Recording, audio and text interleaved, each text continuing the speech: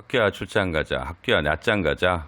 달랏에서 5시간 1700고지에서 C레벨로 내려왔습니다.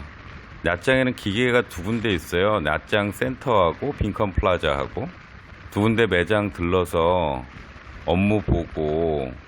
해변 도시 낮장이 그닥 크지가 않거든요. 관광으로는 꽤 유명한데, 그래서 좋은 풍경들, 좋은 해변가에 멋있는 그림들 좀 영상에 담아봤습니다. 그리고 낮장이 바닷가니까 미사오 하이산 먹었고요. 그리고 여기서 호치민까지는 기차로, 저는 침대차 끊고 바이크는 짐으로 붙이고 그렇게 내려갔습니다. 낮장은 베트남으로 보면 동쪽에 가장 툭 튀어나온 그쪽, 한국으로 치면 포항 그쪽하고 비슷하다고 보시면 돼요. 그래서 필리핀하고 가장 가깝고 보르네오 섬에 말레이시아하고도 가장 가까운 위치에 있는, 가장 동쪽에 위치해 있는 도시고요. 이쪽 도시는 관광으로 유명한데 휴양지로도 유명하고요. 반띠엣하고 가장 크게 비교되는 점을 들자면, 반띠엣은 강, 푸하이 강하고 까띠 강을 사이에 두고 형성된 도시예요. 도시가 예전에부터 가장 발달하기 쉬웠던 데는 무역하기 좋은 조건을 가져야 되니까, 뭐 해운대 같은, 광안리 같은 데는 배가 들어올 수가 없잖아요. 여기도 마찬가지인데, 그래서 강을 꼭 끼고 있거든요. 근데 반띠엣은 강을 끼고 있는데도 불구하고 크게 도시가 성장할 수가 없었던 게, 그 다음부터는 건조하고 바로 고원이었어요. 그러니까 용과나 뭐 고무나 뭐 이렇게 인원이 많지가 않았던 거죠. 근데 낮장은 이 까이강을 사이에 두고 평원이 어마어마하게 큰 부지가, 큰 대지에 농사를 짓고 살고 있더라고요. 달랏에서 내려오고 난 다음에 평원에서 오는 길 1시간 정도는 거의 다 논이었던 것 같아요. 그 중에 까띠라는 가장 큰 강을 끼고 도시가 형성이 되었고, 그 다음에 농사 짓다가 와서 쉬기 좋으니까 휴양지로 발전한 게 아닐까요? 뭐 제 추측입니다. 여튼 여기도 관광지인데 코로나 때문에 다 문 닫았어요. 싹 다 문 닫았어요. 아무것도 없습니다. 식당도 없어.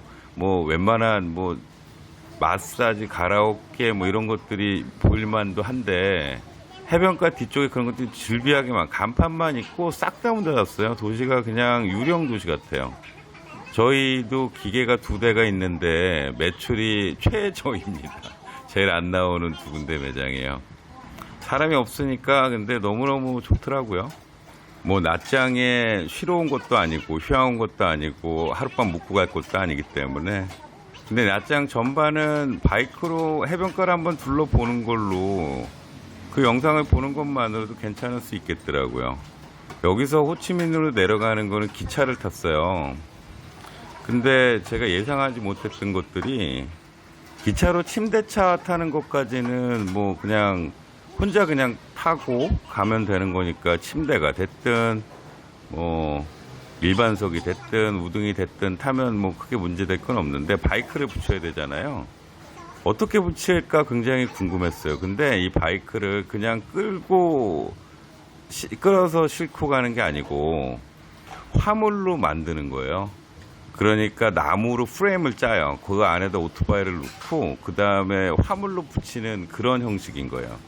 그러니까 기차 시간이 밤 8시 반이었는데 2시 반, 3시까지 오라는 거예요. 그러니까 사전 준비 작업이 필요해요.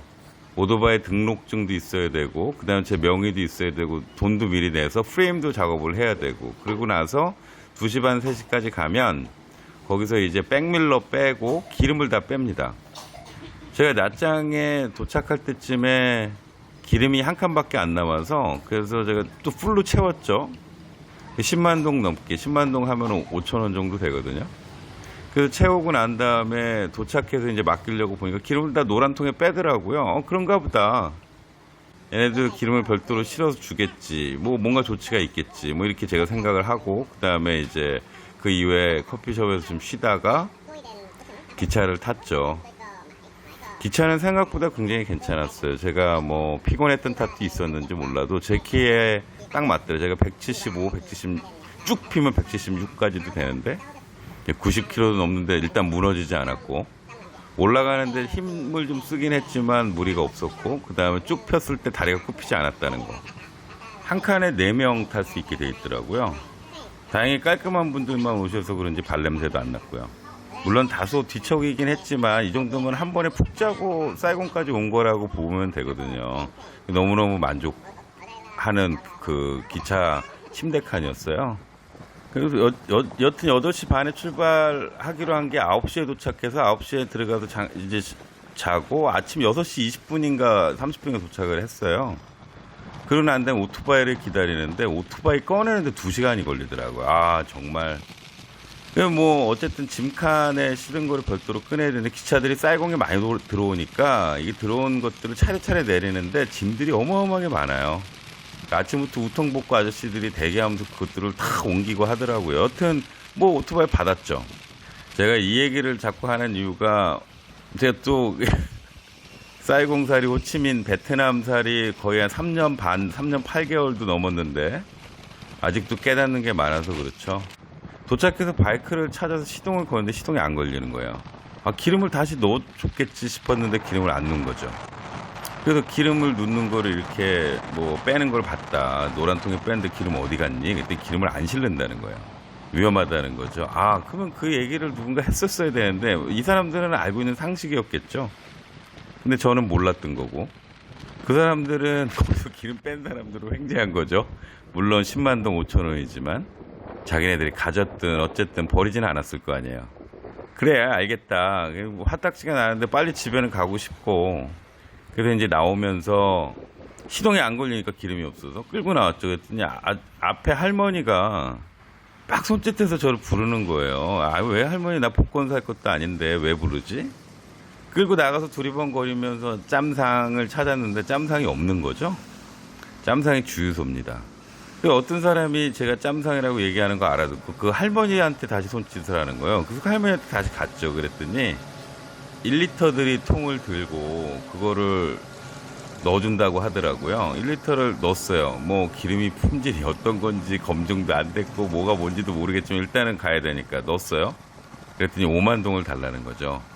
리터당 여기가 15,000동 하면 비싸고 14,500동 하는 데도 있고 그러니까 5만 동 했으면 그 할머니도 35,000동을 번 거겠죠. 1리터도 채 안 들어갔는데 다시 화딱지가 나는 걸 참았죠. 왜 참을 수밖에 없었냐면 사실 야장에서 10만 동이 5,000원이에요. 그리고 여기서 35,000동이 한국 돈으로 1,700원이고요. 제가 무지에서 생긴 알지 못해서 발생한 손해가 토탈 6,700원 정도 되는 거죠. 그리고 화딱지가 난 기분을 가만히 생각을 해봤어요. 왜 이렇게 나는 이거를 몰랐을까. 근데 그게 당연한 거예요. 왜냐면 저는 베트남에서 살고 있으니까. 베트남에서 살면서 외국인처럼 살아야 되는데 외국인처럼 안 사니까. 베트남에 살면서 경험도 없으면서 이제 3년 남짓 살아놓고는 현지인들 수십 년 살아온 거랑 똑같이 행동을 하려고 하는데 말은 안 되지. 그러니까 이 사람들의 어떤 행동 양식에 부합하지 못하게 이런 손해를 감수할 수밖에 없는, 이런 것들이 물론 좋게 얘기하면 뭐 경험이다, 뭐 현지의 경험이다라고 얘기할 수 있지만, 그러니까 제가 여기서 살아가는 이유도 되는 거예요. 그러니까 이거를 곰곰이 생각해 보니 관점의 오류예요. 그러니까 저는 한국인이기 때문에 어떨 때는 한국인의 관점으로 이 친구들을 바라봐요.